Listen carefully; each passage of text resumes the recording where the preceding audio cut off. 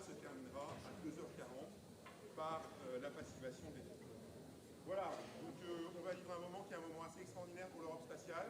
Je voudrais juste, pour terminer, remercier la Guyane, remercier aussi les forces armées de Guyane qui sont là et qui permettent de sécuriser le lancement. C'est un moment qui est important. On sait tous qu'on est dans un contexte où on a besoin de cette sécurité, on a besoin des forces qui sont autour de nous pour rendre ce moment le plus serein possible. Merci, merci à elle.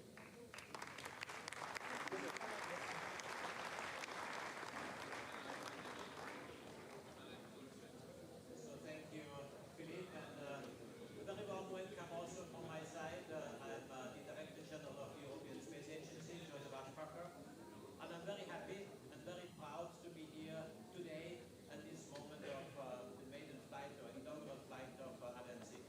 It's a very special moment. It's a very special moment for all of us, not only in the space community, but also it's very important for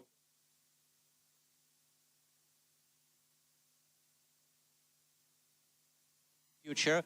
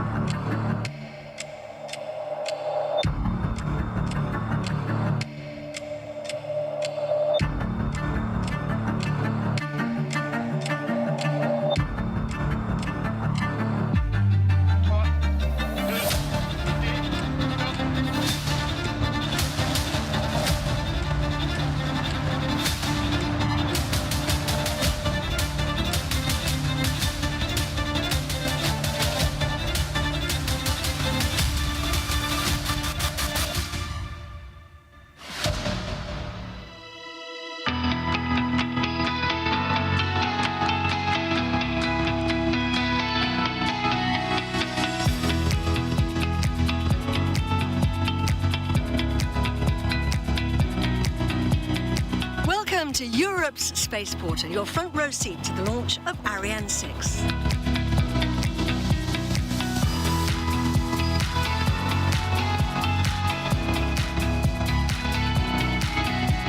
Le lanceur est juste derrière moi, sur son bâti, et sous la coiffe confortablement installée, les CubeSats et les capsules, prêtes à décoller.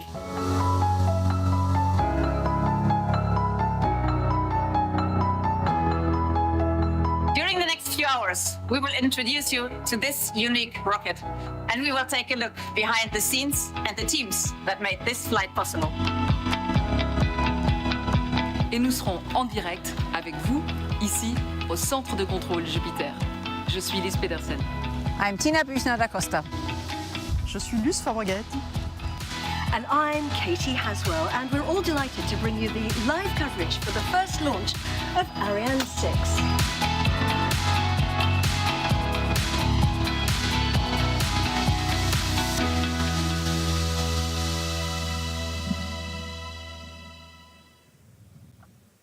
Operations running smoothly here at the European Spaceport in Amazonian French Guiana, where we're coming to you live as we prepare to turn the next page in space history. Europe's newest rocket, Ariane 6, is on its newly built pad preparing for its first journey into space. We have a stack of passengers on board from experiments and CubeSats. They're up there in the fairing to re-entry capsules waiting to lift off in half an hour. The countdown on the top right-hand side of your screen there. And over in Mission Control, which is about 15 kilometres from the pad, the nerve centre of operations, the teams inside what we call the fishbowl, that protective glass, are going through the final preparations before launch. Right now the boards are all green. That's a good sign. We are go for launch. I'm in the commentary box here with Tina Büchner da Costa. Tina is a launch systems engineer from the European Space Agency. And in the French commentary box, we've got Lisa Peterson and Luce Fabreguet. Tina, it's great to have you with us. You've been helping to design and test the system, so this is a really big day for you. Absolutely, Katie. I am so thrilled to be here with you today. And I still can't believe that today is really the day we have all been waiting for. My rocket engineer heart is pumping loads of adrenaline in my system right now. And I can tell you that I share this incredible excitement with all my colleagues who have been working so hard to prepare this moment. It is a great honor to be their voice today. So I really want to shout out a big hello to everyone who worked on Ariane 6 here in Guyana, back in Europe, in the factories and in your homes. This day is your day. It is indeed, and it's going to take about 3 hours to deliver all our satellites. So just run through what's going to happen, Tina. Yeah, so earlier today, the mobile gantry, that is the building for the preparation of the rocket, was rolled back, and now Ariane 6 is standing under the Guyanese sky. On top, hidden under the fairing, are the passengers of today's launch. And coming up very shortly is the final countdown. So we will ignite the main engine, followed by this, the opening of the fueling arms. So the yellow ones you see here opening. And just after we're igniting the two boosters, we are flying an A62 version with two boosters today. We will be heading out northeast on today's trajectory. And once ignited, the boosters provide over 80% of thrust. And after only 2 minutes, they have sent the rocket to about 60 kilometers of altitude using almost 300 tons of fuel. We see here the boosters are separated, and 1.5 minutes later, the rocket is outside of the atmosphere and the fairing that protected the satellites is ejected. Then the main engine cuts off after about 7 minutes into the flight, and the first stage separates, leaving the upper stage on its own. The first ignition takes the rocket to orbit, and after what we call a coasting phase, where we're just doing half a lap around the Earth, there is a second boost, and this will bring Ariane 6 to a circular orbit where our CubeSats will finally be released. So this is a very important moment in today's mission. Here coming up is the CubeSat release in the circular orbit. After that, we will go into a demonstration phase after another very long coasting phase. And this coasting phase is also a crucial part of our mission today, where we prove the novelties of Ariane 6. And at the end of this, the upper stage will flip in space and restart the Vinci engine to brake and set itself on a collision course with Earth, burning up in our atmosphere and limiting space debris. But before it touches atmosphere, 2 capsules are set to detach and head on their own mission to survive the extreme temperatures of the re-entry. And all 3 elements will then splash down in the Pacific Ocean, far away from civilization. This will end our mission. So that's what's coming up, and here we are now on the pad. Ariane 6. So far, all the tests on Europe's new rocket have been done on the ground, but today it's set to prove itself in space. Indeed. Today is a major step towards the qualification of Ariane 6. With inaugural flight today, the rocket will experience really for the first time its real conditions in space. This is especially true for the upper stage and all the ballistic phase, because there's only so much that you can actually test on Earth. Indeed, and you and the teams have been practicing with a test model of Ariane 6. So I wonder how it feels, Tina, to actually have the real thing on the pad today. Well, you hear my voice vibrating for a reason. It's super exciting, but on the one hand, it somehow feels like a déjà vu, because we have indeed done quite a lot of thorough testing, and we repeat today what we already did several times. We have tested all the systems, and we have, of course, tested the engines on the ground. But this time, when we ignite the boosters, we will have to let our baby go. And I can tell you the concentration and tension among all the teams is quite intense right now. And Ariane 6 has been designed to carry all kinds of different spacecraft. And of course, the satellites are continually evolving, so versatility has to be the key. What's new on board? The main change is that Ariane 6 has a reignitable cryogenic upper stage that can switch on and off with the help of another brand new feature, which we call the APU. We will introduce that later. Ariane 6 was built to be modular and flexible, and we can reach several destinations in one flight. It's a bit like a bus that allows its passengers to get out at different stops on request. And today we also have a lot of different passengers on board the bus, and they need to go to different destinations, so we will test that. Organisations across Europe have come together to build Ariane 6 and guarantee Europe's continued access to space. Let's find out more now about our new rocket, Ariane 6.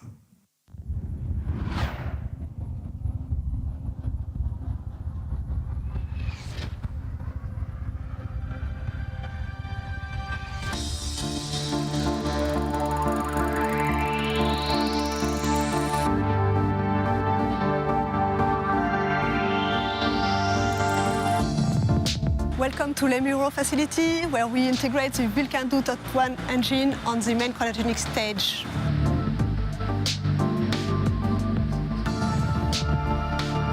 Here in Le Muro, we assemble and test the complete lower liquid propulsion module. When the complete module is assembled, we test it, we control it, and then we can ship it to Kourou.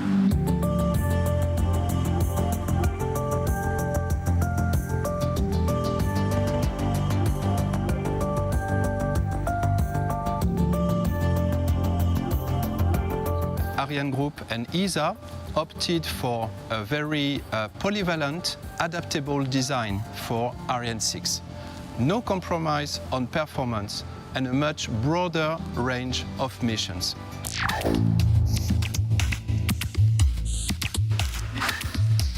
Ariane 6 is essential for Europe because Ariane 6 guarantees Europe's access to space.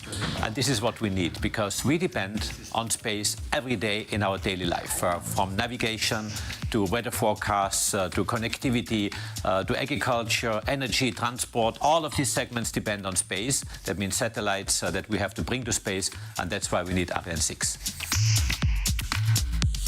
In the conception of the Ariane 6 launch system, ESA has played an important role for steering the operational concept of Ariane 6 in a way that reduces drastically the operational cost. This translates in a number of technical choices: horizontal integration of the central core, disconnection of cryogenic arms at the time of the liftoff, brand new concept, very different from the one of Ariane 5. If you look at the shape, Ariane 5 and Ariane 6 are quite similar. We have a main body, so 5.4 meter. We have strap-on booster. But we have One main difference is the fact that Ariane 6, we have modularity, meaning that we can use 2 or 4 solid rocket boosters. The upper stage of Ariane 6 is powered by the Vinci engine, capable of 3 reignitions, and is perfectly fitted for deployment of large constellations, execution of complex missions or of rideshare. Une autre innovation de l'ensemble de lancement, c'est le portique mobile, ou plutôt son gigantisme. Il faut avoir des ordres de grandeur à l'esprit. Il est aussi haut que le premier étage de la Tour Eiffel. Il pèse plus lourd que la Tour Eiffel et nous devons être en capacité de le déplacer sur une longueur qui fait à peu près 140 mètres en moins de 20 minutes. The Ariane 6 launch system is designed for a launch every 2 weeks, enabling us to target up to 11 launches per year. Ariane 6 will ensure that Europe is on the forefront, continuing the legacy of the Ariane family. This Maiden flight will be the culmination of all this intense work across Europe, and we're looking forward to it. So go Ariane 6, go!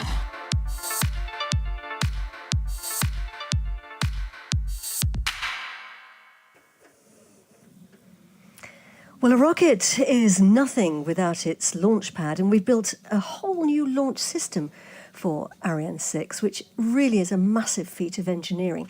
But Tina, what do we actually mean by launch system?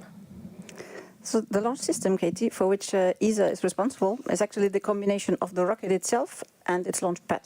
The launcher design and production was the responsibility of Ariane Group and its industrial partners, and the launch pad is designed and built by the French agency CNES and partners, and is significantly different actually from Ariane 5. It has less buildings, less means, and that allows simplified operations and a shorter launch campaign. And the impressive construction, and we will see a bit more in a second, was done protecting actually fauna and flora here in Guyana. And we're looking here now at a movie to show some of the stages. What happened? What are its main features? So everything started with earthworks and excavation of this 28-meter deep hole. This is where the launch pad now has its flame exhaust ducts. And here we see the start of the railwork for the mobile gantry, so this colossal Eiffel Tower on rails. The building that is used to actually access all the platforms. And you remember, Katie, we've been in there. Yeah, very impressive. Several floors. Here we see this steel structure actually being built in a time-lapse. And on the left side of the movie here, you see the water tower that is actually used to damp the noise at liftoff. And on the right side, you see the exhaust flame ducts for the boosters. Huge concrete structures, actually. That's where all the flames of the fire comes out. Yeah. This here is the assembly building for the 2 stages. Now we do that in horizontal integration, which reduces the cost. And here we see some pictures of the installations for the propellant storage, handling and transfer. There are thousands of components and valves, and actually a lot more than what we see here is underground. Quite impressive galleries. Quite a labyrinth under there. We have a look here at the water pool, which is equipped with the spark igniters. And this is where we burn the hydrogen from the line's cooling process or when it evaporates during filling operations. And here we have a quick look at the water system test. And the water is actually being recycled after every launch. And to finish, we see a mock-up that was used to train putting the rocket in vertical position. And finally, the cherry on the cake for the launch system was the long firing test we did last year in November, where we qualified the main stage flight. The hot fire test, as it's known. So we have a number of passengers on board the bus today, sharing their ride. All spacecraft, of course. We don't have any people on board. The biggest one is about the size maybe of a satellite dish, and the smallest one is the size of a little box of matches that you could fit in your pocket. We have satellites from commercial companies, space agencies and universities, and they range from established players like NASA to students designing their first ever satellite. And most of them, well, they're testing their technologies, aren't they, to check that they actually work in space, right, Tina? Yeah, we do have lots of different fascinating small spacecraft on board indeed. Some are detecting gamma ray bursts, so the most powerful explosions in the universe.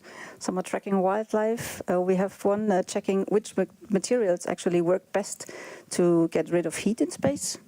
And one is testing a technology for a kind of a Wi-Fi in space, but using light instead of radio waves. And of course we have two who will return to Earth, so 2 re-entry capsules. Some really interesting stuff on board there. And we'll be finding out more about them later, of course. But before launch, all eyes are on these status panels. The green panels, that's a good sign, the fact that they are all green. They're showing us the go, no-go status across the base, a little bit like traffic lights. They all need to be green for a launch to go ahead. Indeed. So what we're looking for are actually 3 main systems. And these panels are showing us the health of those systems. There's the launcher with its ground systems. Maybe it's not very visible on the screen. So we call it the ensemble de lancement and the lanceur. It's on the right side of the panels. Not sure visible for everyone. The second one is actually the satellite, so the so-called payload stack. And then there's a third group that we look out for. They are all part of the range. Now we see it better. The range includes actually telemetry, radars, the weather, and safeguarding. And today we have still a very comfortable launch window. Now it's 3 hours. We had a little delay because some routine checks in the ground segment equipment happened earlier this morning. But it means that there's still plenty of time to fix any glitches if a panel turns red. And we have a couple of control rooms on the job today. We have mission control, which is what we're looking at. I don't know, 15 to 20 kilometres from the pad. A bit like the air traffic control tower at the airport. And closer to the pad, we have launch control, a bit more like the cockpit of the plane. Of course, the rocket does go on autopilot after liftoff. Tina, this is your home. Indeed. This was my home the past month. You've been there this morning? Yeah. So this is where we actually get the launch pad and the launcher ready for liftoff.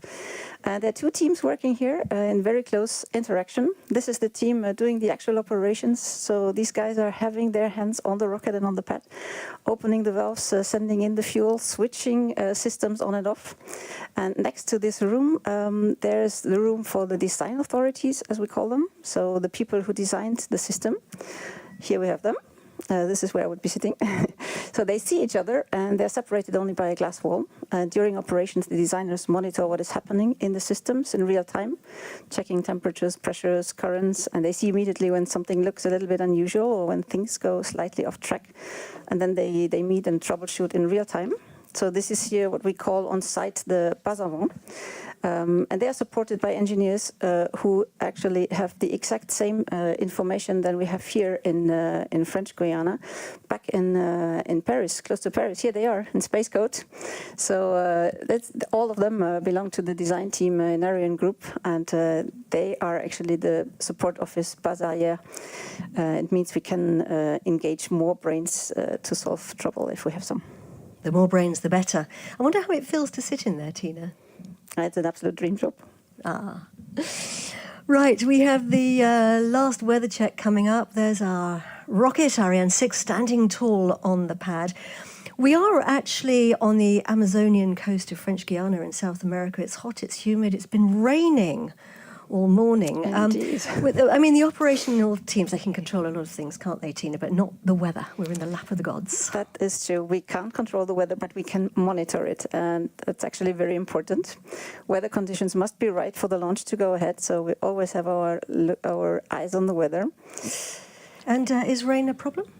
Well, it is a problem only for the photographers, not for the rocket. It's not made of sugar. Well, that's a good job. As I said, it's been raining this morning, otherwise it would have melted. But Exactly. But there are actually a lot of other things that we need to monitor as safety is paramount here at the base. So several weather checks during the day are made. The first one is made before actually removing the mobile gantry, so that was fine. We rolled back, and early in the chronology we actually look at the wind on the pad as long as we haven't fueled up. And we're also looking at wind at altitude. So between 10 and 20 kilometers, we look at the wind speed and the directions. We have to guarantee the best conditions for the mission and for safety reasons. And we also look for lightning risk. Yes, that's important too. And how do we find out about the weather? So here we see the weather station here in Kourou, and they are launching weather balloons carrying instruments that send back information on atmospheric temperature, pressure, and humidity. And at the same time, we also have sensors around the launch base and at the coast for wind and for lightning. And here we have a look at the launch pad. We can see that we have 4 huge lightning masts, so we are protected on the pad in the case of lightning. But of course, once we lift off, we have to be sure that there's no lightning risk once we head out. Tina, you've been working here on site for, some weeks, I believe, and some of your colleagues have been here on the base for months, getting ready for today. So I'm guessing that you all get to know each other pretty well. We call this process of preparing the rocket and the spacecraft the launch campaign, and there are a number of different things that happen during that time. So Tina, just run us through some of the main events of the launch campaign.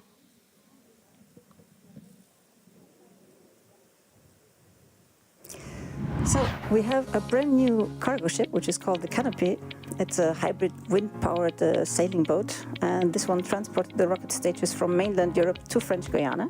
It was end of February this year, and then they were transported by road to the spaceport into the final assembly building. So here we do the horizontal assembly of the main and the upper stage, and we also connect the fuel connectors, for example. So what we see here is actually the ULPM. It means the upper stage that is rolled in first, and once we see here both stages being mated. And once this is done, we open the doors towards the launch pad, and we have an automated guidance vehicle that actually rolls completely by its own the 800 meters to launch zone, where then the central core, as we call it, once it's assembled, is lifted up and placed on the table. The boosters, they are actually prepared in a separate booster preparation building, and they are transported on their own transport means, which is a delicate operation because they are already filled, obviously. Once they are then connected to the rocket, we move over to the satellite preparation building that we see here. So here the payload stack is being prepared, and once we actually put on the fairing around all our delicate passengers, we call the product our upper composite. And the upper composite has another dedicated transport mean. Here we see it. It's called the upper composite trailer, and it has ventilations running for the satellites while it's actually being moved over to the launch pad. Yeah, and once the payload stack is on the launcher, as we can see here, the launcher is ready for test or liftoff. And here it is, standing tall there today on the left-hand side of your screen. We're 6 minutes to launch now. We are live at the European Spaceport. The final countdown actually started about 10 hours ago with a lot of important operations. What's been happening, Tina? Yeah, so at 7 a.m. local time this morning, we had the rollback of the mobile gantry. Since then, we have no more access to the launcher, so we were changing our ventilation systems from air to neutral gas, and we were flushing all remaining humidity out of the system, which is important. And around 9:45 this morning, we started chilling down of the ground lines, and around 11, we actually started filling up the launcher. First the upper stage, then lower stage. Then in parallel we were pressurizing our systems and doing electrical checks, armings, getting telemetry and radars ready. And now we're in a phase that we call the topping up. À tous de DDO, attention pour la séquence finale lanceur. Top I0 moins 5 minutes.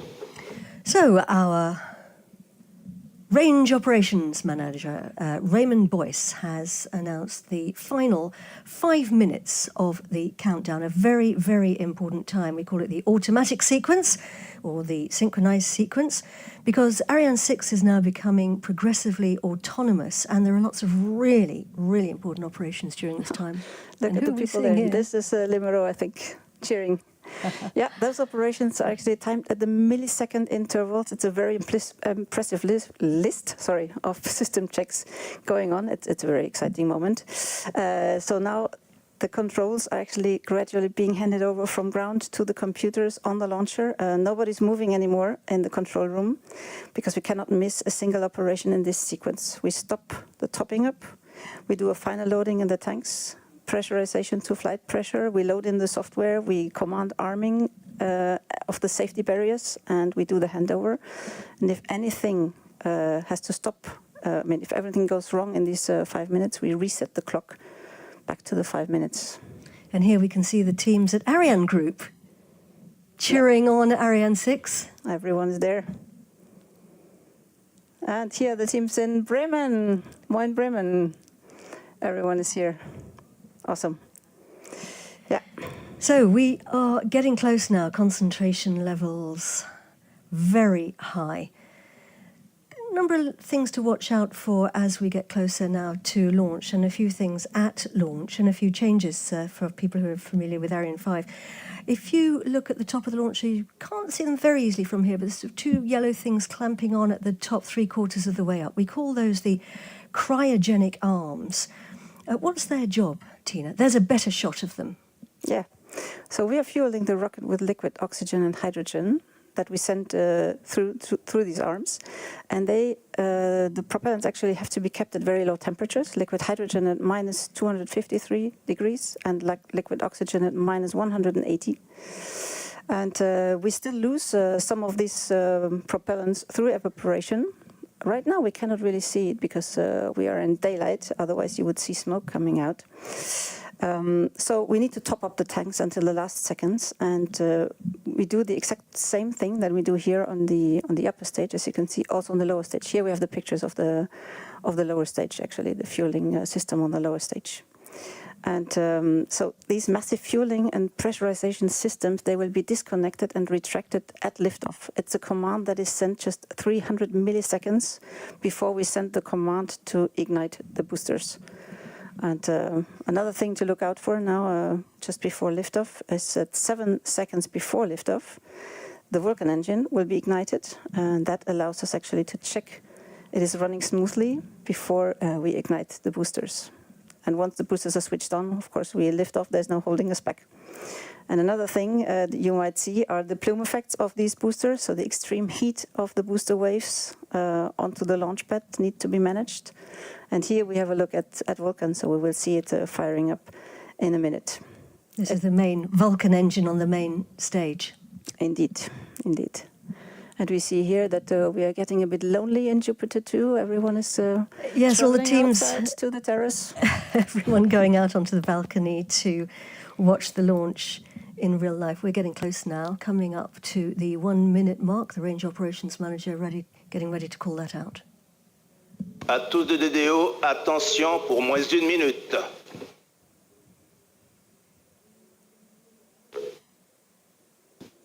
Top I0 moins d'1 minute. We are 1 minute to launch. Our best wishes to all the Ariane 6 teams and everyone who's been working so hard for today. Good luck, everyone. Go Ariane 6. Gute Reise and bon voyage.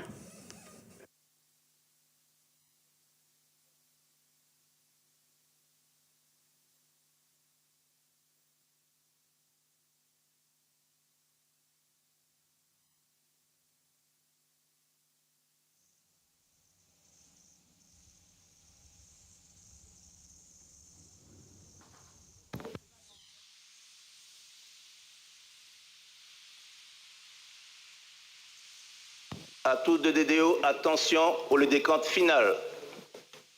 10, 9, 8, 7, 6, 5, 4, 3, 2, 1, top. Allumage 2 ESR, décollage.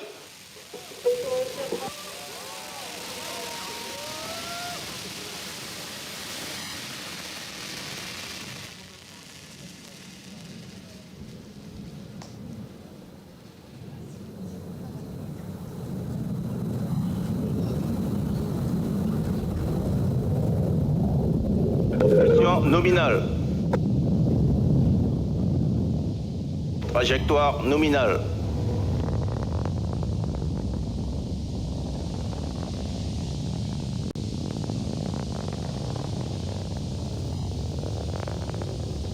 Europe's new rocket, Pilotage calme, trajectoire nominale. Ariane 6, has left the pad and is blazing a trail across the equatorial skies. The range operations manager is telling us that everything is going according to plan. Tina. And I didn't know my heart can pump so fast. Oh my God. Trajectoire nominale, pilotage calme. We're rumbling now. And Jupiter too. We hear her. It's quite a sight. Oh, she's coming, she's coming.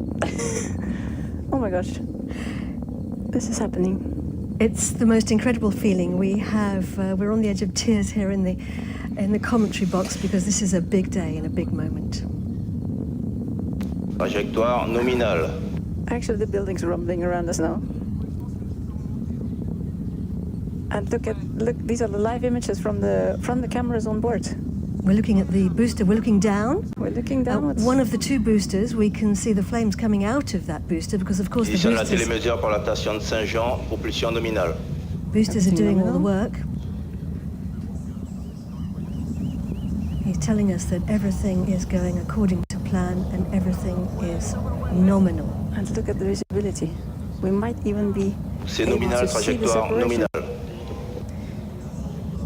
We have clear skies tonight, this afternoon. We had rain all day, but the clouds parted. The two dots there, the boosters. There we see them falling off. Séparation des ESR.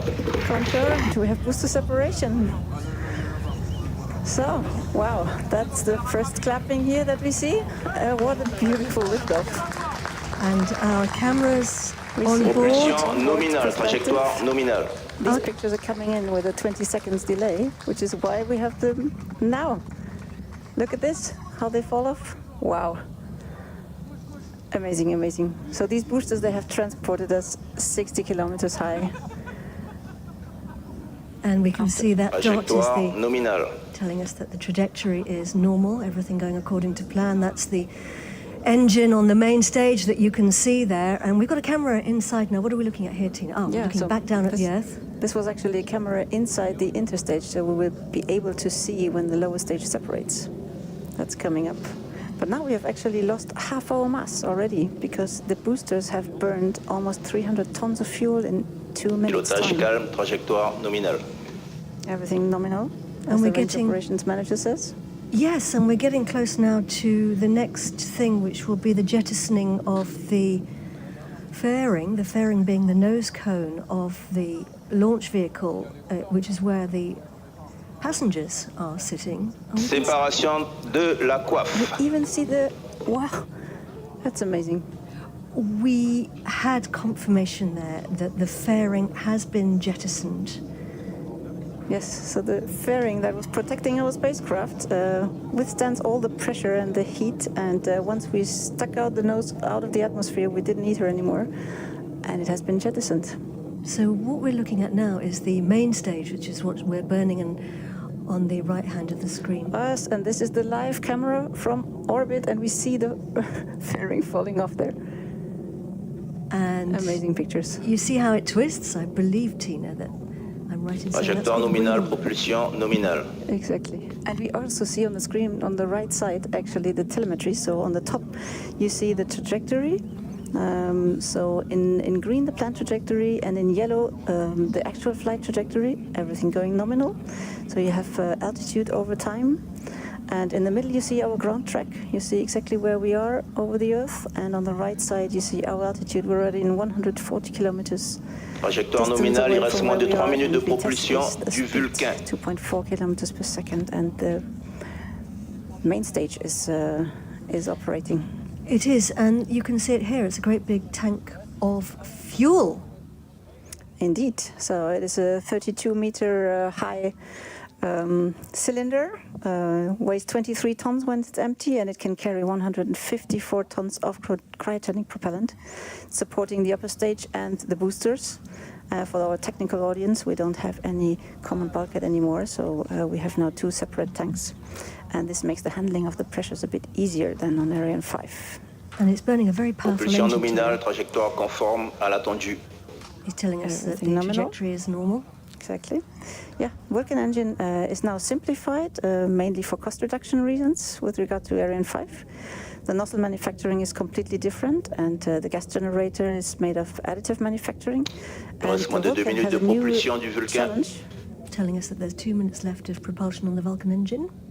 So the Vulcan engine has a new challenge because the booster plumes impact at liftoff.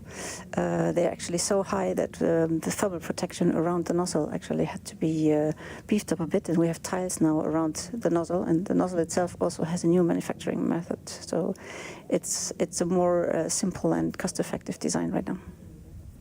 We're getting closer now to the next phase, which is switching off the engine and jettisoning the main stage, because of course we want to lose each section of the rocket as we climb higher.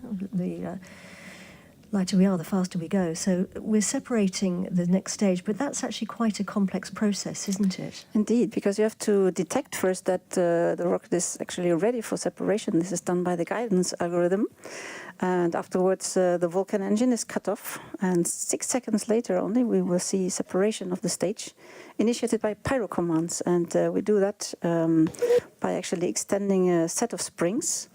And the push that the lower stage does to get rid of the upper stage, or the other way around, to push itself away from the upper stage, has the same push, or the same thrust, as we call it, as the Vinci engine, but it only does that during 0.2 seconds.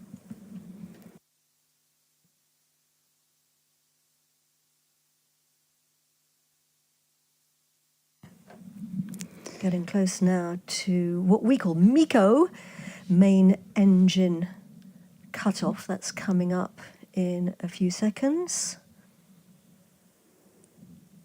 Fin de mission sauvegarde.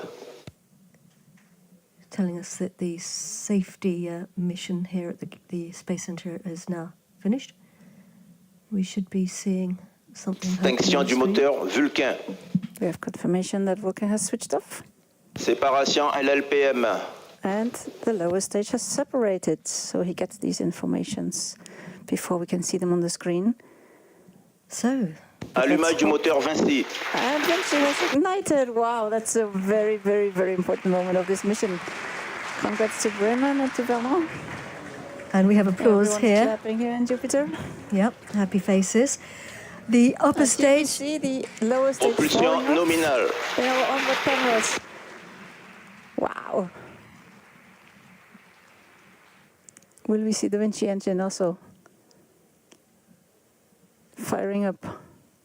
I don't know if that can be seen on the camera. Wow, this is really something. We can see it. Look, look, look. You see the color changing on the Vinci engine? Yep. As it's heating up? Beautiful. And you can see that we're actually up there right now. So you can see that we lifted off from the pad here at the Guiana Space Centre, heading northeast, our altitude 373. Travelling at nearly 4 kilometres a second, propulsion normal. And look at that, Tina, the curvature of the Earth with the Vinci engine burning away. Allumage APU. And here we hear calling out that the APU, a new feature actually on the Vinci, on the upper stage of Ariane 6, has also switched on.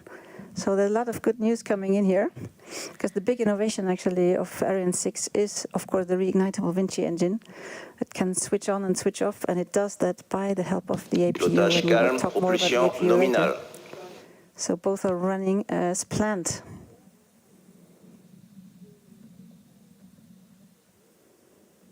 We are now in our first Vinci burn phase, and we will reignite the Vinci engine twice in this mission.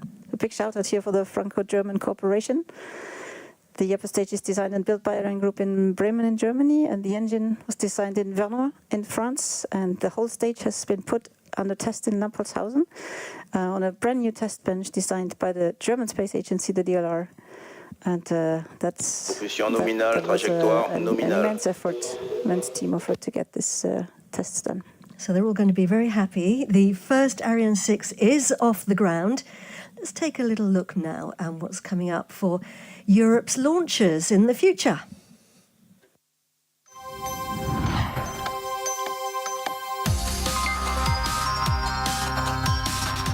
We are already working with our partners on the significant evolution of Ariane 6 to improve its performance and therefore its competitiveness. It includes evolution of the solid boosters and evolution of the upper stage engine, the Vinci engine. For institutional customers, we are going to deliver for the European Commission and ESA for Galileo. Propulsion nominale, trajectoire nominale. For CNES, TGA, and optical satellite. Regarding our commercial customers, we will deliver for the Kuiper project, and we have 18 launches to deliver for this constellation. And we will also deliver for telecommunication operators such as Eutelsat, Intelsat, and Optus. Today, what we are doing with our partners is to make a steep industrial ramp-up to increase the production in order to fulfill all the expectations of our customers. Un des enjeux de la rénovation du CSG, c'est d'être capable d'avoir plus de vols et d'être capable de réduire les délais entre deux vols consécutifs. Et donc c'est pour ça qu'on numérise la base, entre guillemets. Ça va nous permettre de faire ces passages d'un client à l'autre beaucoup plus rapidement. Et ça, c'est un enjeu majeur pour la base, mais aussi pour les clients, parce que ça veut dire qu'ils auront propulsion nominale, trajectoire pour trouver le bon slot pour leur. In the short term, we are preparing how Ariane 6 can better fit a very quickly evolving market. For instance, with new boosters that have more capabilities. In the midterm, it can be the preparation of such a thing as reusable stages and engines. We are preparing Prometheus and Themis demonstrator. Ariane 6 will be guaranteeing Europe's independent access to space for decades to come.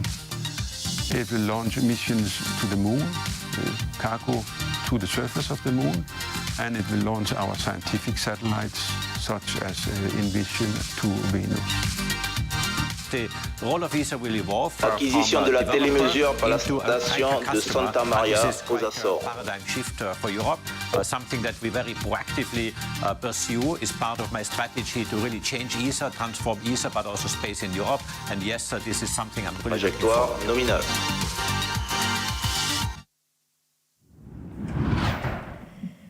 And here on a hill just outside the Guiana Space Centre is an important group of people inside that building there. We call them the Quick Look Telemetry Team. Exactly, because all the launch vehicle data are actually sent to the Galileo station, we just saw here on site. And the team that we see now here, they don't enjoy the good weather because they're actually the ones analyzing these data in real time, and they are really the first ones to know what is happening on the rocket. And of course, they send that information, and the range operations manager can then call out those announcements. And our flight path, you can see it on the right of your screen, takes us northeast towards Scotland, over Scandinavia, over Russia, Central Asia, and then back down over Southeast Asia towards Australia.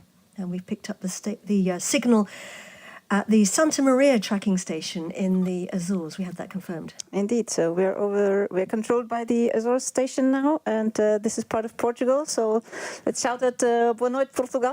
Thank you for helping us tracking our launcher tonight. 13,000 people across trajectoire Europe nominale. have been Fin de involved in visibilité creating par la Ariane station 6. de Saint-Jean-du-Maroni. And they are proud members of Space Team Europe. Ariane 6, c'est une épopée. On se sera beaucoup investi, mis beaucoup d'énergie, beaucoup de bonne volonté. Et à la fin, on sera fiers de nous. Je pense que c'est exceptionnel. On n'est pas nombreux finalement dans le monde à pouvoir dire j'ai développé un lanceur. Et c'est vraiment extraordinaire. Il Forcément, reste moins de 4 minutes de d'heures propulsion travail, du Vinci. quelques sacrifices, c'est sûr. Et par contre, ça va laisser surtout des souvenirs d'émotions incroyables, comme lors Pas de de la visibilité de la télémesure par la station de Galileo. L'émotion qu'on a eue quand la chronologie s'est déroulée, c'est des souvenirs que je suis pas prêt d'oublier.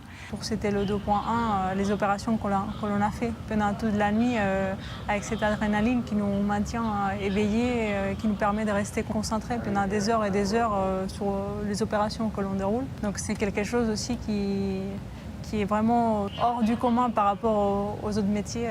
C'était le Covid, on travaillait sous le portique avec les masques, la chaleur, etc. C'était un petit peu l'enfer à cette époque-là, avec les contraintes sanitaires, etc. Mais les gens étaient là, les gens étaient volontaires et c'était incroyable de voir cette énergie malgré toutes les contraintes Il reste moins de 3 pendant minutes de ces essais propulsion et à la fin du Vinci. les avoir conduits avec les succès qu'on connaît aujourd'hui. Il est quand même nécessaire d'avoir une cohésion d'équipe importante, d'avoir une entraide entre les différents industriels et les différents spécificateurs, et aussi d'avoir quand même une aide de la part de l'ensemble de nos familles, parce qu'avec le temps que l'on a passé hors de chez nous, c'est quand même important à dire.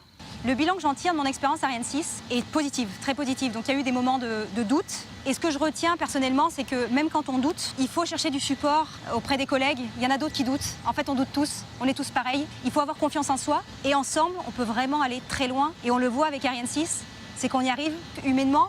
Tout est possible. Je pense que la plus grande fierté qu'on puisse avoir, c'est d'avoir cette équipe, indépendamment même des résultats techniques qui bien sûr sont à la hauteur de nos attentes. Mais c'est surtout cette belle équipe qui me rend le plus fier. Ouais.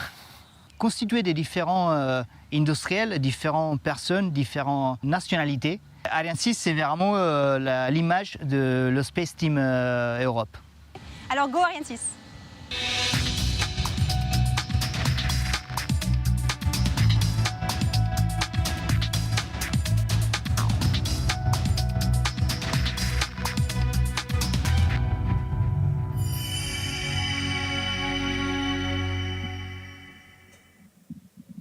Ah, that's your gang, Tina, and your colleagues, right? Indeed, that really warms my heart, and it's such a pleasure to see these people here. They are, of course, my colleagues, but they have also become friends now, and it really feels like we have become a big family, you know, between ESA, CNES, Ariane Group, and all the partners, and we have all given so much of our energy, long working hours. We know each other really well right now, and this human adventure that we all share is, I think, what you really feel when you watch this movie, and really. A big cheers to all of them and to all of our families, actually, who supported this incredible time. Because to all this team and to our families, this is where I really want to dedicate. Il reste moins d'une minute du moteur de l'étage supérieur, Vinci. So we have 1 more minute before we actually supposed to have cut off of Vinci. And let me use this. They were talking about the adrenaline in the movie, but also what helps our adrenaline and what keeps us up is coffee. So Katie, I have a fun question for you. Oh dear.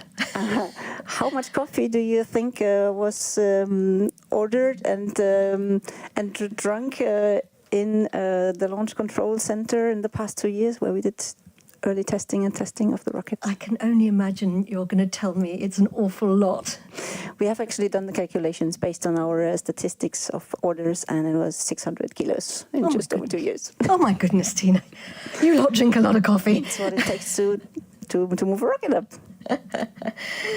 Human rocket fuel. Vinci.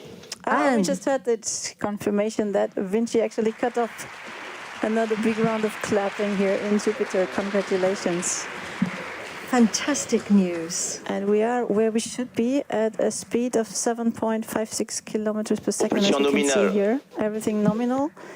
350 kilometers, of altitude.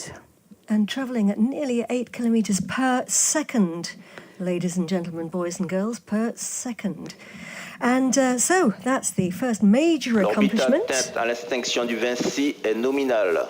Everything nominal. Everything nominal. So that's happy faces all round. Yes, and this is actually where Ariane 5 would stop its mission. We could be now on a transfer orbit to geostationary orbit, but with Ariane 6 we actually plan to take the mission further and reignite the Vinci engine, and this will allow us to travel to a second orbit. So we're going to be taking a break in a minute because we are scheduled to release our next set of spacecraft about 45 minutes from now, but we've accomplished this first hugely important phase. And look at that, Tina. That's the perspective from the rocket as she flies high in the sky. We have a beautiful planet that we're looking. We are very, very lucky, yes. So we're going to leave telemetry. We're going to leave the live cams up on the screen for you. We will lose the signal briefly between 24 and 39 minutes. That's perfectly normal. But let's take a look now at the Lego movie for some ideas of a new set that could be made.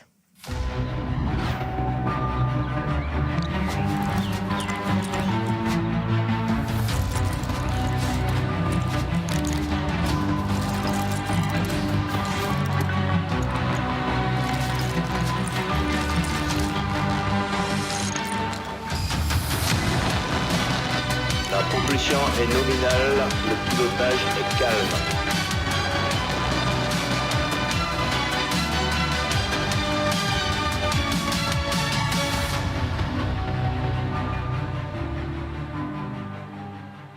Fin de la compensation APU.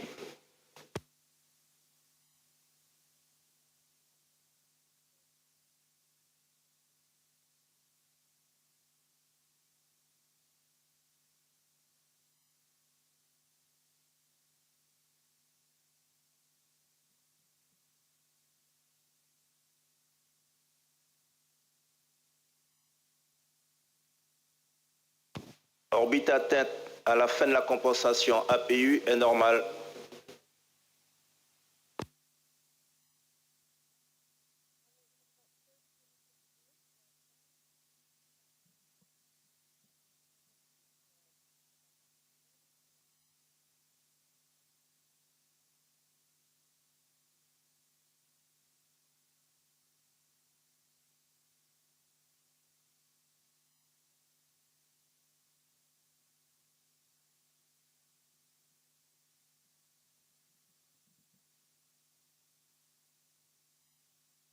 Acquisition de la télémesure par la station d'Ossaguel.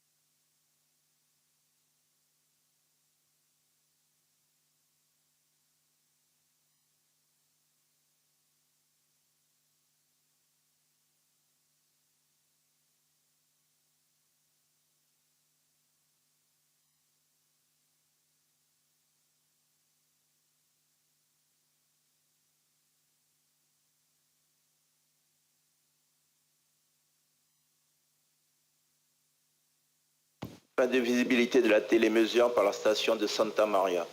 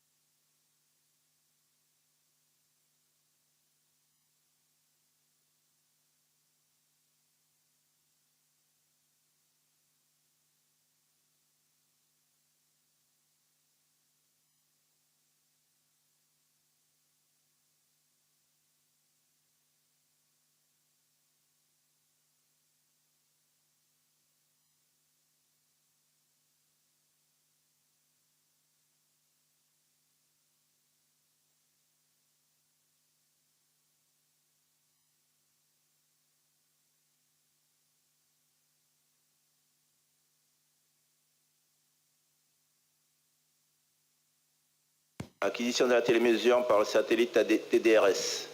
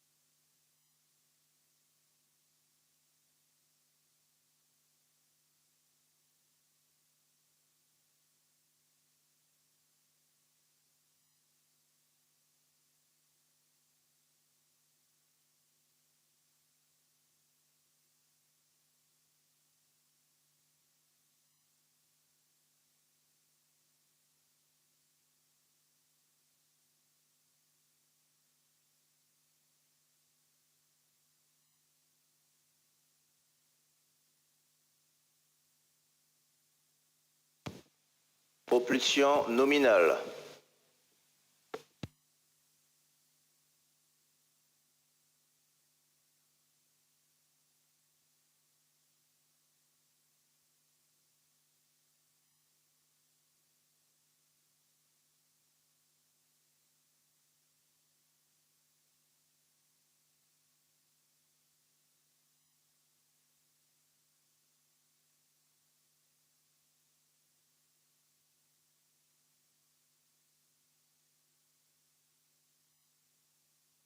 Propulsion APU nominale, pilotage calme.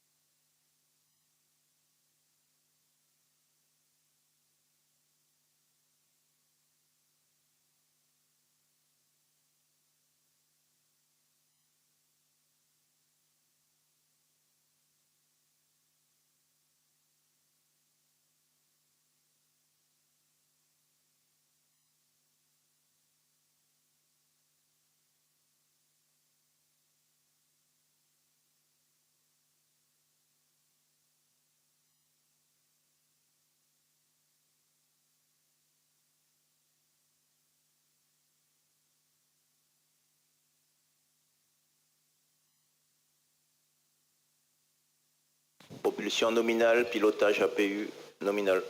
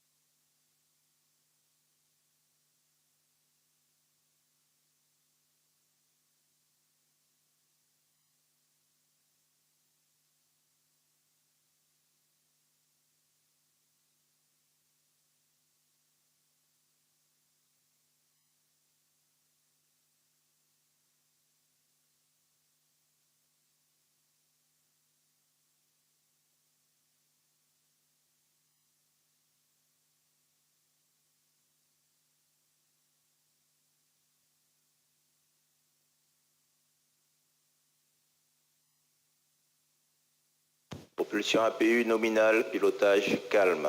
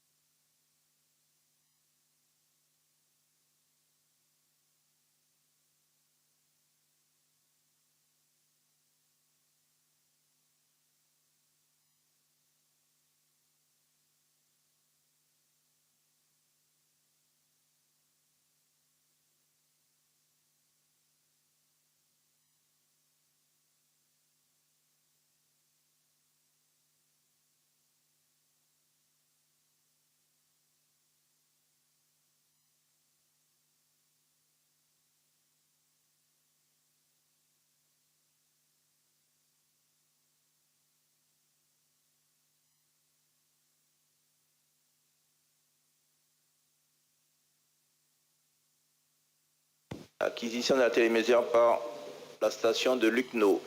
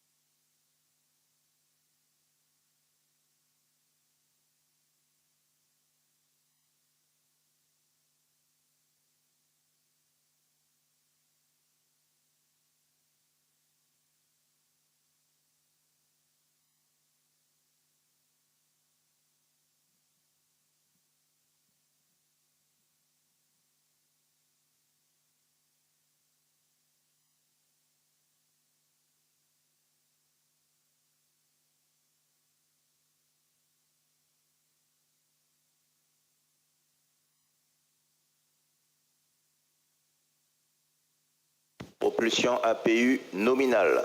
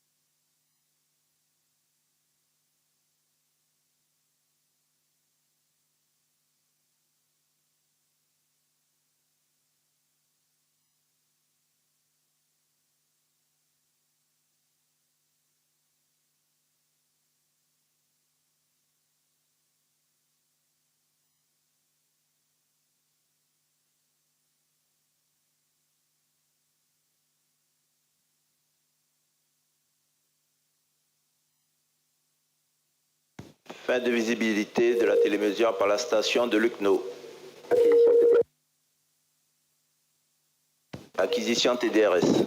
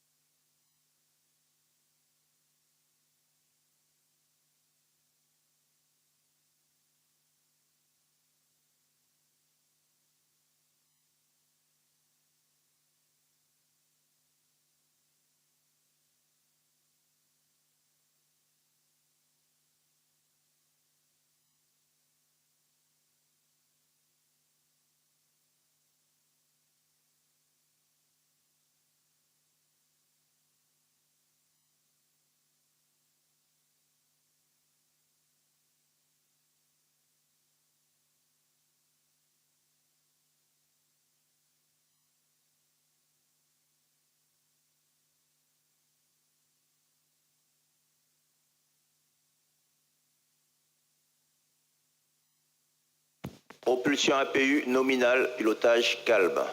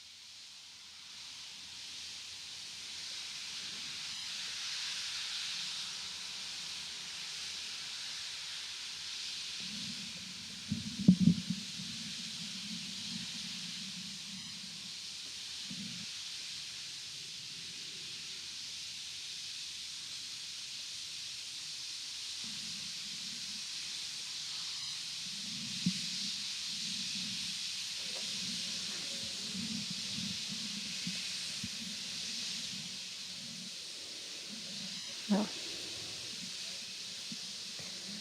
Welcome back to our live broadcast. Fantastic shots there of Europe's new rocket, Ariane 6, lifting off from her newly built pad here at the European Spaceport. That was 52 minutes ago. I'm Katie Haswell, and I'm in mission control with Tina Buchner da Costa, who is a rocket systems expert from the European Space Agency. Tina, it's so great to have you with us. Thank you. Well, it's a pleasure to be here. It was an absolutely incredible launch. Ariane 6 performed like clockwork, and even the clouds parted and gave us clear skies for a beautiful view. Indeed, it was really a magical moment, and this liftoff just had sent us mind-blowing pictures, so I lost everything I wanted to say and just enjoyed the show. I hope you did as well.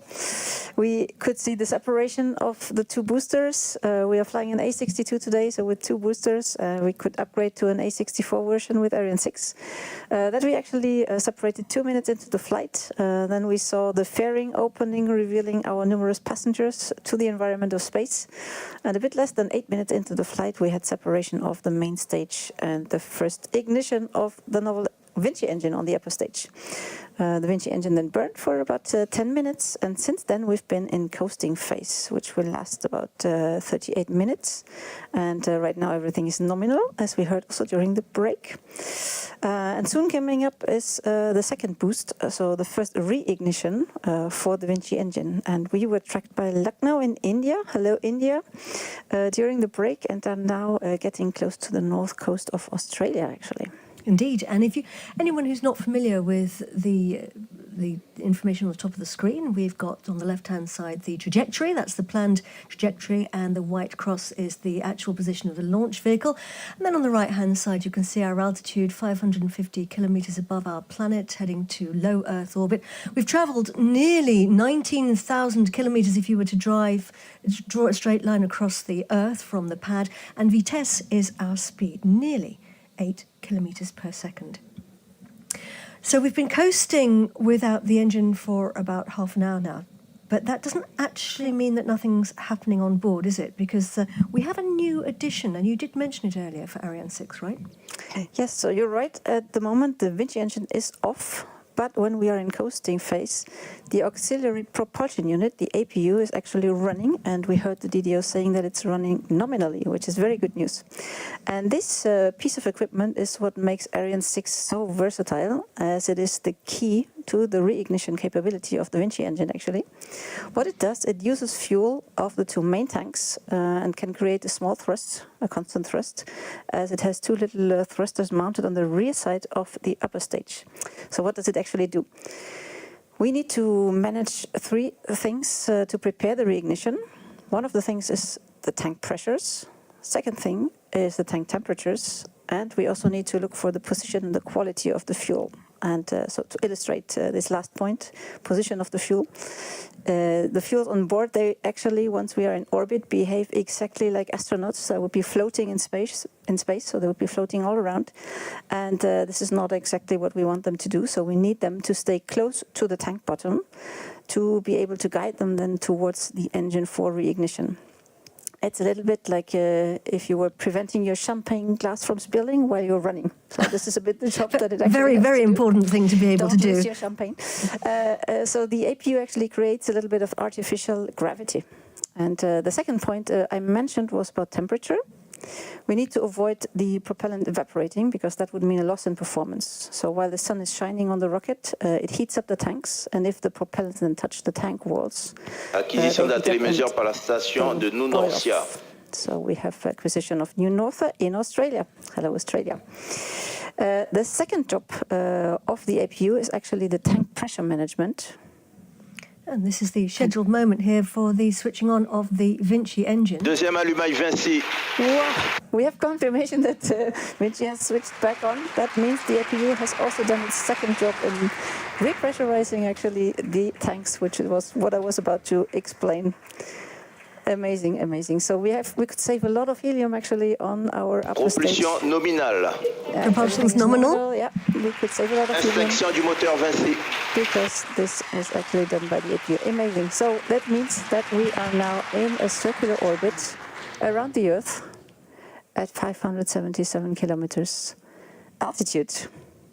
So this is a very big moment and a very important moment. The Vinci engine has switched back on again and off again. And here are the teams. The quick look telemetry guys and girls who we saw earlier on the hill outside the... L'orbite atteinte à la fin du deuxième boost Vinci est correcte. Yes, everything is correct as expected after the second Vinci boost. Outside the Space Centre, and they're getting the information in, and they're hearing all those confirmations there. So, gosh, this is a very, very exciting launch, isn't it, Tina? One of the features of Ariane 6 is the flexibility. APU nominal. Everything nominal. Everything nominal. It's mind-blowing that we got here without any hiccups. This is a great achievement, I can say. It is indeed, and I was just saying one of the features of Ariane 6 is really having the flexibility, if you like, to deliver any type of satellite to any type of orbit with this engine that can switch on and off. What kind of missions will Ariane 6 be able to deliver? So Ariane 6 actually will come in two versions. I mentioned it several times. A62, the medium-sized launcher that we're flying today, and Ariane 64, which is more the heavy launcher version of Ariane 6 with 4 boosters. And it is actually designed to adapt to all kinds of mission and all kinds of customer requests. So the flexibility is key here. We have 2 different versions coming also for the fairing, and we will be able to launch all kinds of telecommunication satellites, navigation satellites, Earth observation satellites, scientific satellites, you name it. We can launch constellations in all kinds of sizes and different setups. Some very exciting missions there, and constellations, of course, are clusters of very small satellites close to Earth, often delivering high-speed broadband. So today we have 17 spacecraft on board. So we have a number of different passengers. Some of them are going to stay on board, and some of them are going to be released in space. The ones staying on board, of course, will be doing experiments. The first batch is going to get off the bus in about 6 minutes. They are CubeSats, which means they're very small cubes, so some of them even as big as a Rubik's Cube. So what's actually going to happen? Well, 17 passengers, let the picture talk, because otherwise it gets too complicated. What we see here is, in green, we have the CubeSats. So they are positioned in 90-degree angles in what we call deployers, and they will be released by the deployers very shortly. In yellow, you see the experiments that we have on board, and you mentioned correctly they will stay on board and re-enter together with the Ariane 6 upper stage at the end of the mission, doing their science experiments while we are out there. And in blue, we actually have 2 re-entry capsules that we're going to release in about 1.5 hours' time, because they will actually travel down to Earth on their own, testing re-entry technology. And the CubeSats that we're about to release, they will go out in 3 orders. So we'll send out 3 pyrotechnical orders, and the boxes will open up their doors and release them in our separation altitude that we have right now, which is 580 kilometers, exactly as planned. So our passengers are going to be testing a range of technologies to see how they work in space. You can see there we're being tracked by the new Norcia tracking station on the right-hand side there. Let's find out a little bit about them now, a bit more about them.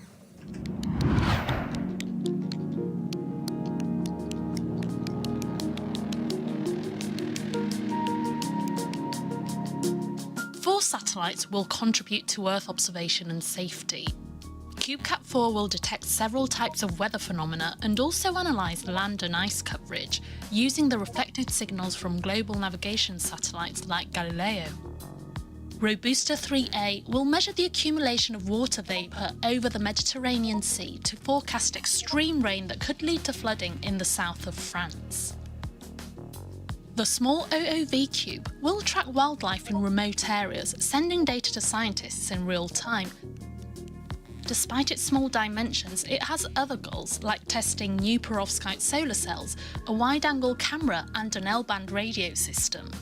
IST-SAT will help improve aircraft and spacecraft tracking and ultimately air safety by collecting, in space, signals initially designed for use with ground stations.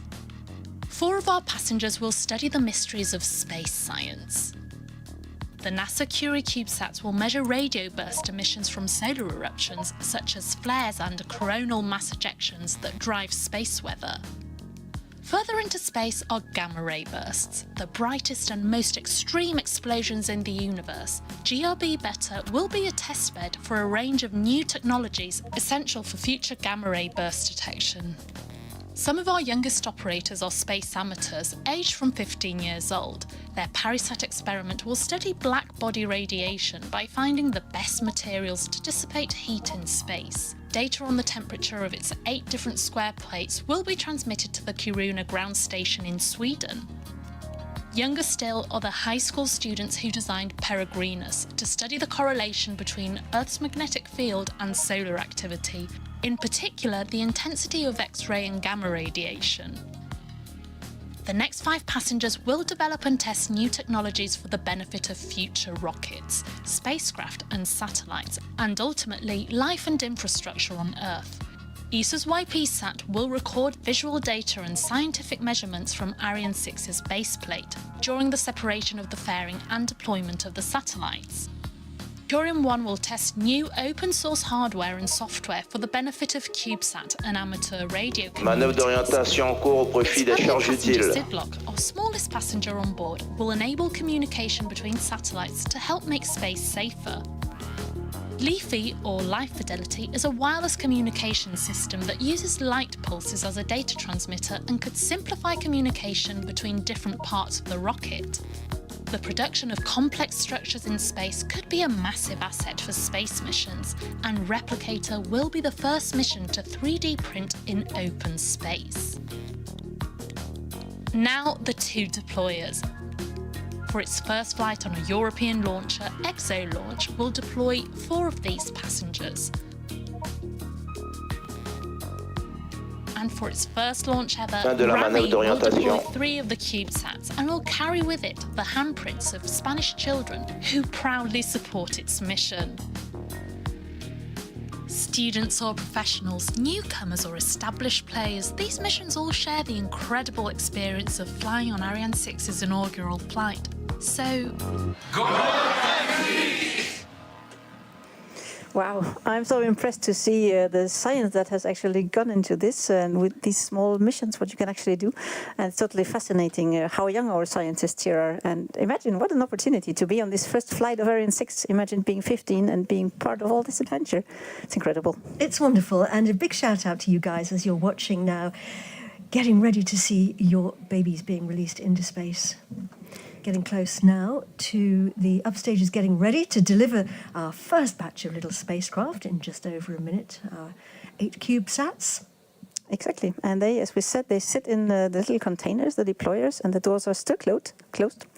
And once they will open, some springs will extend and actually push out our CubeSats into space. So we are crossing fingers for everyone who has a CubeSat, and we'll see space very soon.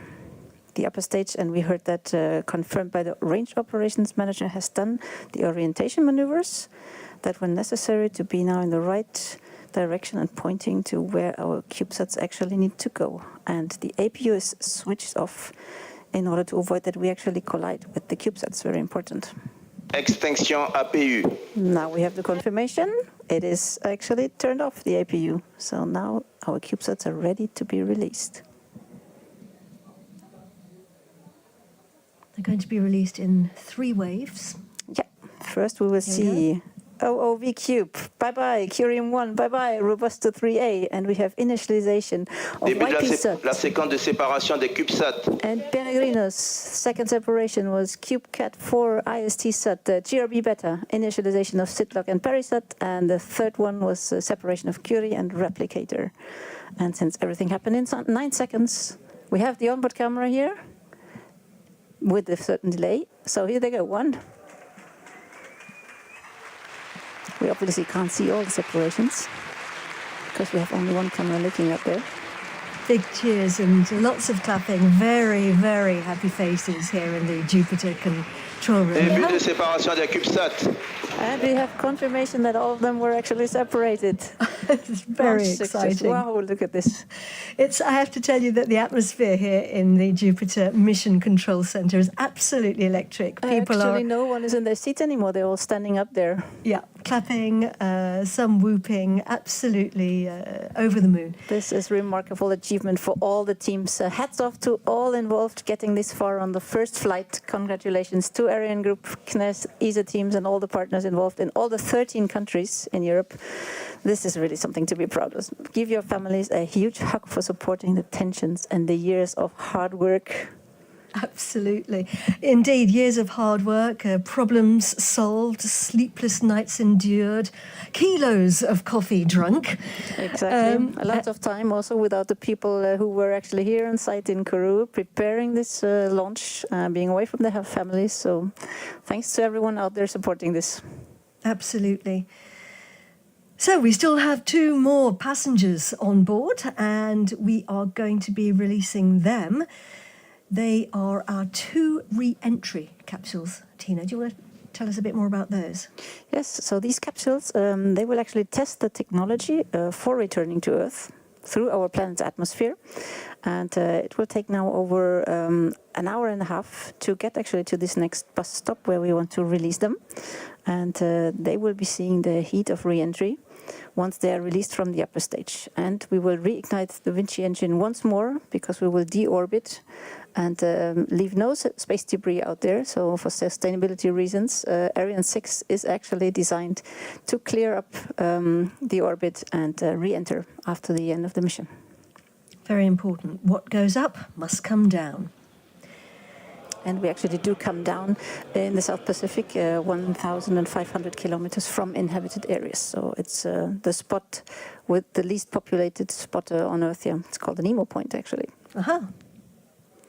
So we are now hoping to hear from the directors of European Space Agency, Joseph Aschbacher, Chairman and CEO of the French Space Agency, Philippe Baptiste, who will be speaking probably in French. We'll stay tuned and we'll resume, encapsulate what he said afterwards. Martin Sion, who is the CEO of Ariane Group, and Stéphane Israel, who is the CEO of Ariane Space. They're coming to the floor, hoping to hear from them very shortly. I see them all in position here. They're standing next to each other, so we can expect to switch over to them very shortly. And they've got thumbs ups. Thumbs up. Lots of clapping. There we see them. From the left to the right, as they were just called out on the left side, Joseph Aschbacher. We are looking at some very happy faces here. Indeed, very happy faces. Let's cut our mics now and listen to them. We are ready. We are ready.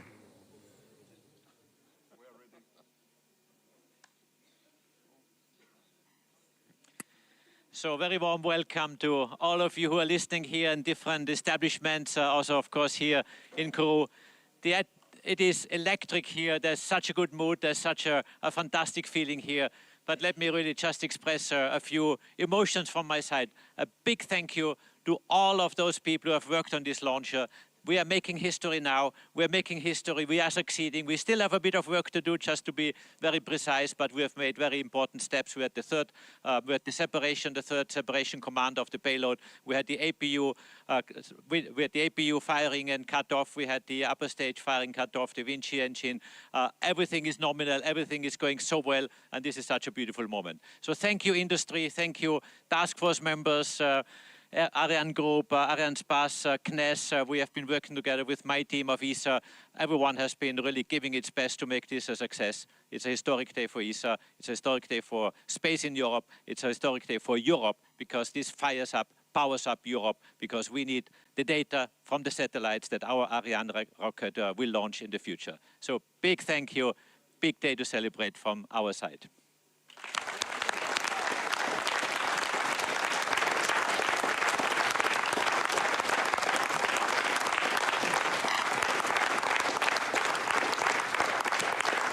So Joseph has said it all, so I'm not sure I have much more to say, but Europe is back. Europe is back in space, so this is a very important moment. Thank you very much. Thank you, of course, also to French Guiana, to CSJ team, who has been working very, very well and was very challenged over the last few years. So it's a great moment, and Europe is back in space. So thanks a lot.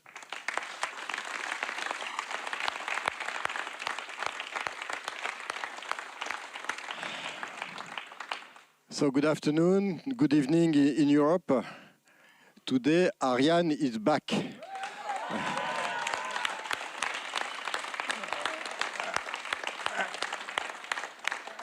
And today, with this new launcher, Europe is restoring its autonomous access to space, and we all know how important this is for all of us.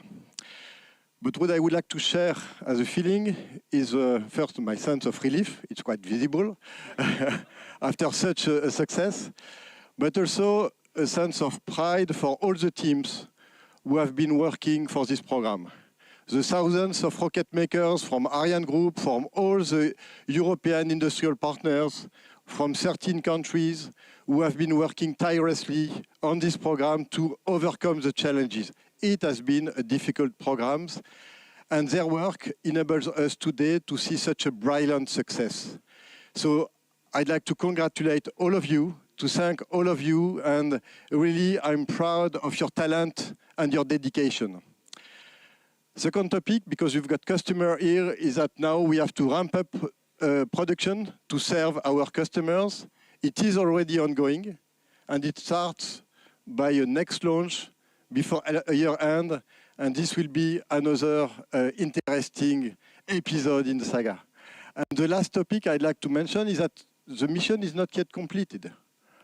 The upper stage is still in orbit, maneuvering, and we are expecting a lot of precious information to prepare for the future. So, go Ariane 6, go!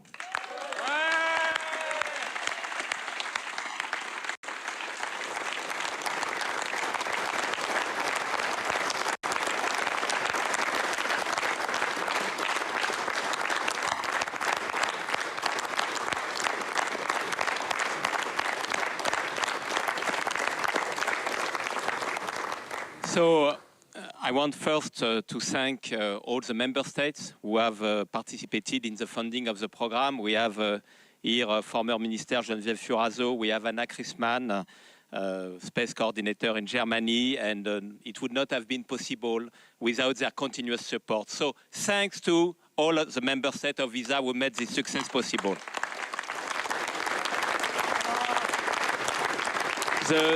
The second thing I want to say is to, as said by Martin, to congratulate all teams. This decision has been made since a decade, and all teams who have worked for this success in the agencies, in industry, is an outstanding Team Europe, and today it is their success, and they must be very proud of what they have achieved. And last but not least, it's our customers. During these years, the customers stand on our side. We have a backlog of 29 launches to deliver for both institutional and commercial customers. It would not have been possible without their trust and without their loyalty to Ariane Space. So my thought now is going to our customers who have been on our side, and now we must deliver. And I am very proud to announce that what has been achieved since 1 hour and 6 minutes and what is currently being achieved allows us to make a mission for the French MOD by the end of the year, and it would be the second mission of Ariane 6 and the first operational mission. Thank you very much.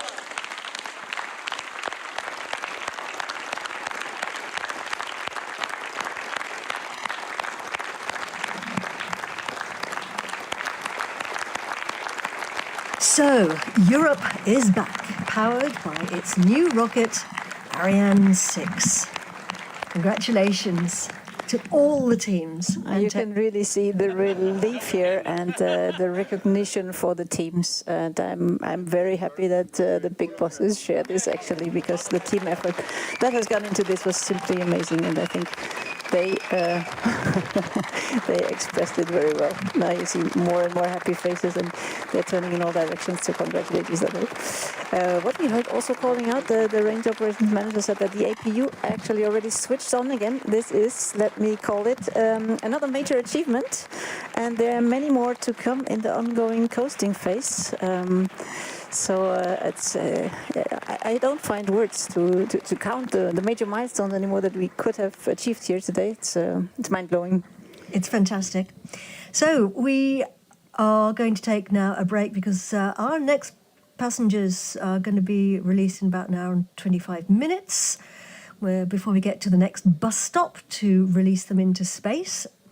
So we're going to take a little break now for about an hour and 20 minutes. And during that time, our rocket's going to do nearly a lap of the Earth.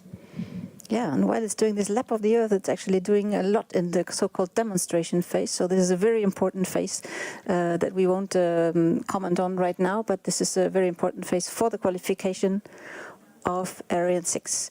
And in quick word on what's going to happen in the last section. Indeed. So don't miss this last part of the mission, because the return to Earth and splash into the Pacific Ocean of both Ariane 6 and the two capsules will be an important moment. And we are going to have a replay of that fantastic launch.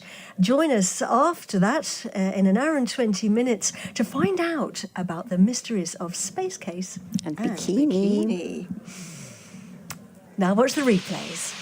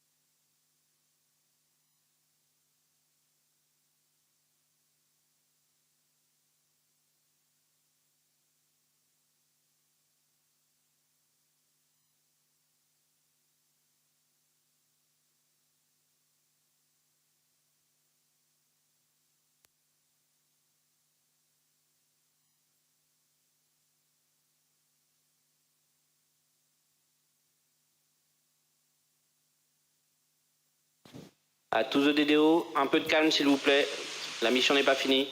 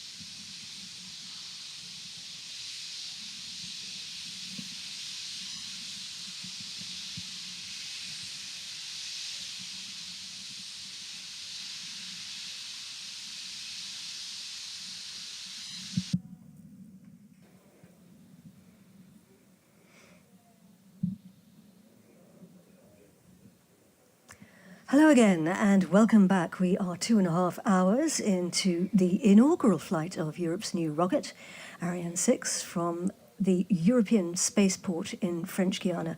I'm Katie Haswell and I'm in mission control with Tina Buchner da Costa, who is a rocket systems expert from the European Space Agency. Thank you very much indeed, Tina, for being with us. A pleasure, Katie.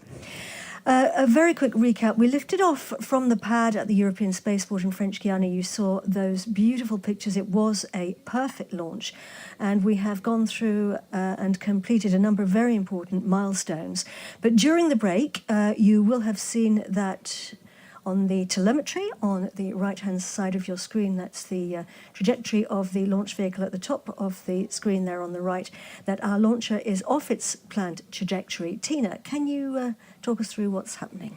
Sure, I can. So our planned trajectory is actually the green one, and we are on the yellow one. So what we see is that our trajectory has actually kept a stable altitude over the Earth, and we haven't been rising in orbit. So we are, as a reminder, in the third phase of our mission. It's the demonstration phase. And in this phase, what was actually foreseen was to look at how the upper stage is behaving in the coasting phase. So here it is critical to manage the tank pressure, the tank temperature, and above all, we were testing the behavior of the APU, the Auxiliary Propulsion Unit, which is a very new feature on Ariane 6 and which has worked flawlessly in the first coasting phase. Now, in this coasting phase, it was actually supposed to reignite, and we had successful confirmation of the reignition before we actually went into the break. But unfortunately, a couple of seconds later, the APU was switched off again. And yeah, that was due to safety measures on board, actually, that ensure that we only reignite if it is really safe. So what happened there was we had an anomaly, as we call it, so a non-nominal behavior. And that led to switching off the APU. And once the APU is switched off, we are not anymore having this constant thrust, this little push that we explained before. So we didn't rise in orbit anymore. So we are cruising at a constant speed and constant altitude right now. And we are, probably not going to finish this part of the mission as we were hoping to. And we're currently waiting for the range operations manager here in the Mission Control Centre to confirm whether or not we will do the third boost of the Vinci engine. We're looking here at the teams in the Jupiter Mission Control Centre, about 15 to 20 kilometres from the pad, depending on which route you take. What are they doing right now, Tina?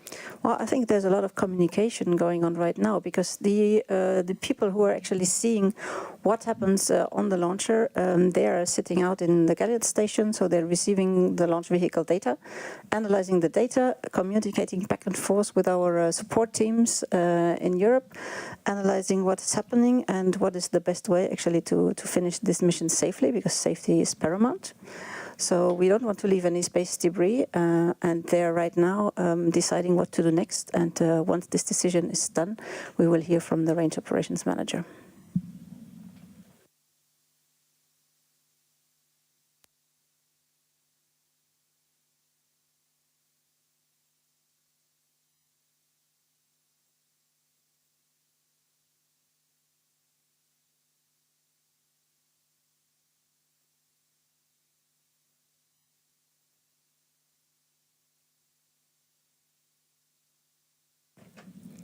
So obviously we have to absolutely have the right conditions, don't we, Tina, to release passengers, and we're waiting to find out whether or not we're waiting to hear from the range operations manager. Yes, let's not forget, part of our third phase in the demonstration was actually to initiate a deorbit burn for the upper stage, and on the way to also release 2 capsules that we have on board. So right now the capsules are still safe on the upper stage, not released, and we need to have the right conditions before we release them. And the right conditions for this release means that we actually turn the upper stage into the right direction. We initiate a burn with Vinci, and this burn has to be prepared. The reignition has to be prepared. So there's the APU coming in to repressurize the tanks. If the APU is not running, it cannot repressurize the tanks.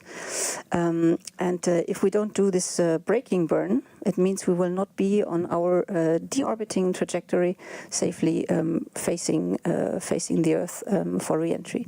And as long as we are not in these safe conditions, we cannot release the capsules. Just remind everybody that we have a number of onboard cameras, which has been wonderful because we've had some absolutely sensational pictures from them. We've had some very successful moments, and it was also a very magnificent liftoff. Tina, do you want to just remind everybody of some of the events we've been through? Yeah, I guess with the replay, everyone has seen the mission again. We had a beautiful liftoff here from French Guiana. We had booster separation that we could even witness here with our beautiful eyes, because we had a beautiful sky after 2 minutes into the flight. Then the fairing was opening exactly according to plan. And we see some upper stage maneuvers here on the cameras right now, just in case you wonder what's going on there. So it's dark, meaning we are not illuminated here, so we don't really see very well our planet anymore. Just before we carry on telling everyone what's been happening so far, can you just talk us through what we're actually looking at on the picture? It looks like we've got a camera there pointing at a piece of the upper stage and looking at that wonderful image there of the curvature of the Earth, I think. Well, it's a bit dark, so it's hard to see what we're actually looking at right now. So where was I? We were separating our boosters, separating our first stage as planned. Next milestones which came up was the successful ignition for the first time of the Vinci engine that burned according to plan, 10 minutes. And during this first burn, we actually switched on the APU for the first time. And it performed flawlessly for its first ignition. And also the first coasting phase, where the APU was running and doing its job, was completely perfect and as planned. We had successful release of the CubeSats. And here we are in our second part of the coasting, or in our second coasting phase in the third part of the mission, the demonstration part. So for anybody who might have missed our program earlier, Tina, you explained to us what the APU is, and I know you've given us a bit of an explanation, but do you want to just explain to people why the APU is important and very new on this mission? Yes, so the APU, as I already said, is the auxiliary propulsion unit, and it is the game changer for Ariane 6. It is actually the equipment that allows us to reignite the engine, and that job has been performed flawlessly for the first reignition of the engine. So what it does is it actually repressurizes the tanks. How does it do it? It taps off oxygen and hydrogen from both tanks, sends them into a gas generator that heats up the propellants, and with the heated gas, we repressurize the tanks. And at the same time, its job is also to settle the propellants on the bottom of the tank, because we don't want the propellants floating around, especially for ignition. We need them to be at the bottom of the tank. And its job is actually to provide a constant thrust, so the propellants are on the lower part of the tank, and from where we can guide it into the engine inlet. You can see there on the right-hand side the telemetry information being tracked, I believe, at the moment by New Norcia, the teams there in Australia, and our altitude 590 kilometers above Earth. The distance is the distance if you were to draw a straight line from the launch pad to the position where the launcher is over the Earth. And vitesse at the bottom of the screen is the French word for speed, and as Tina mentioned, travelling there at a constant speed and at a constant altitude, of course. Yeah, maybe here to remind, we are in a circular orbit around the Earth, so it's a stable orbit where we don't change our altitude over the Earth. So it's circular, it's stable. We're in. Our attitude control systems are running, so we're here in stable altitude and waiting for the next steps. What are attitude control systems? So the attitude control system is a cold gas system that is actually working on gaseous hydrogen in our case. So we tap off from the hydrogen tank, and this gas is used to do control maneuvers, so meaning to turn the upper stage in the right direction and to keep it in orbit. And there are always some little disturbances on any kind of orbit, and they're actually counteracted by this attitude control system.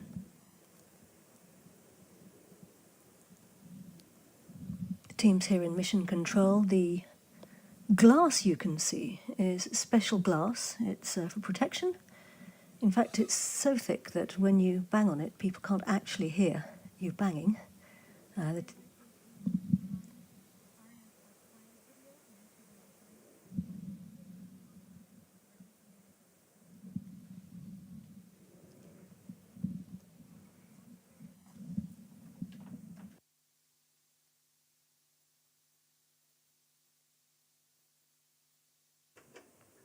So we just have some information from our regie, and we actually have collected some voices of clients of Ariane 6 who will announce, express their excitement about the upcoming missions with Ariane 6. So we're hoping to see that shortly, and we'll let you know when that's coming up.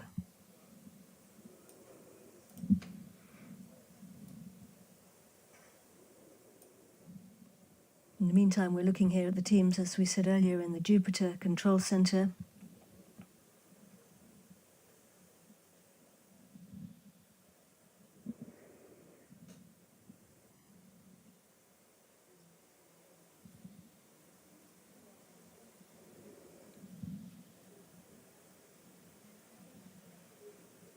So let's hear now from the voices of the people you just mentioned, Tina.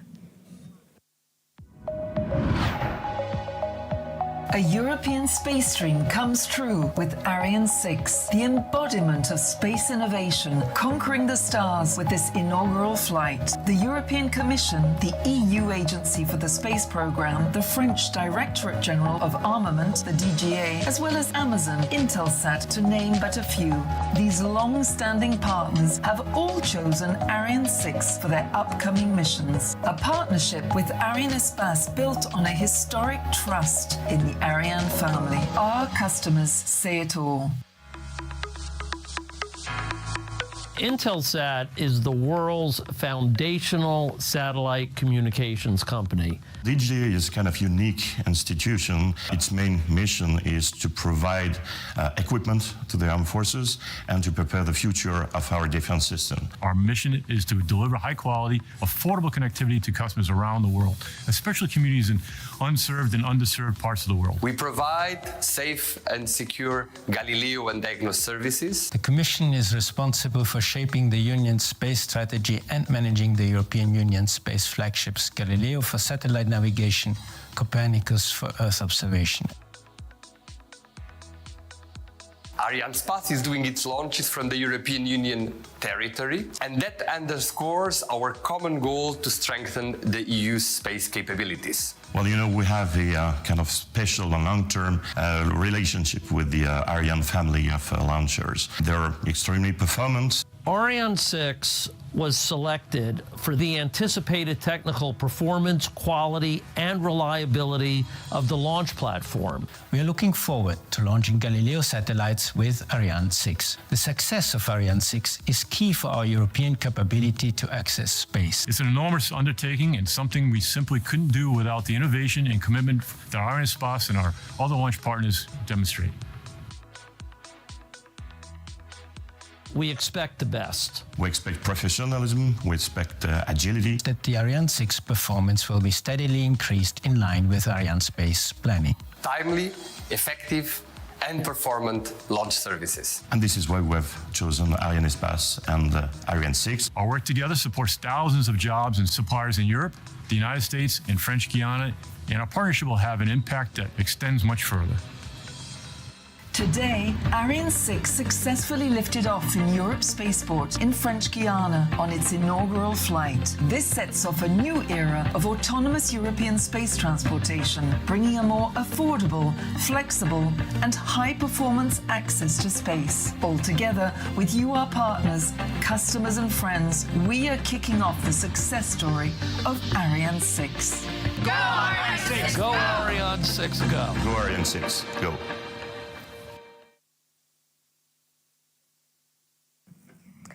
So it's been a big day for European space. Ariane is back, and we've gone through some excellent milestones There has been an anomaly, so we are waiting to find out now from the range operations manager, and we will be coming back to you shortly afterwards. We're going to take a little break, so stay tuned for more information.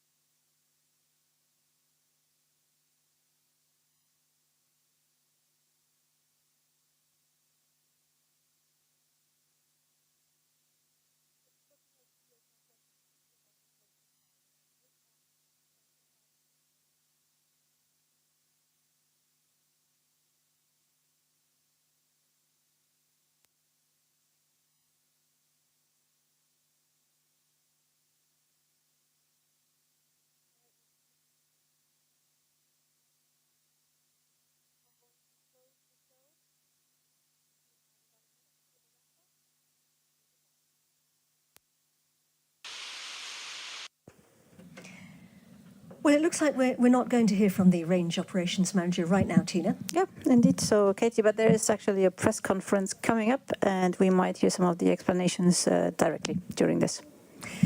So we are coming to the end of our live broadcast now. Thank you for joining us on this historic launch. It's a successful day for Europe. We started the next chapter of European spaceflight. Yes, Ariane is back, and Europe has re-established its access to space today. So that's a great achievement for everyone involved. Yes, let's congratulate again all the teams involved in the preparation of this incredibly successful inaugural flight. This enormous team effort deserves to be celebrated. All the best for you and the future flights of Ariane 6 coming soon. Indeed. And Tina, huge thanks to you. It's been such a privilege to have you with us sharing your expertise. Thank you, Tina. The pleasure was mine, Katie. And also thanks to all the live broadcast teams who have brought us this show. Stay tuned for the post-launch press conference. That's coming up, I believe, at about 7:30 local time here in Kourou. Yes, and that means Central European time, 0:30 a.m., so midnight. Yep. So, from now, from me, Katie Haswell. And from me, Tina Buchner da Costa. Goodbye. Goodbye.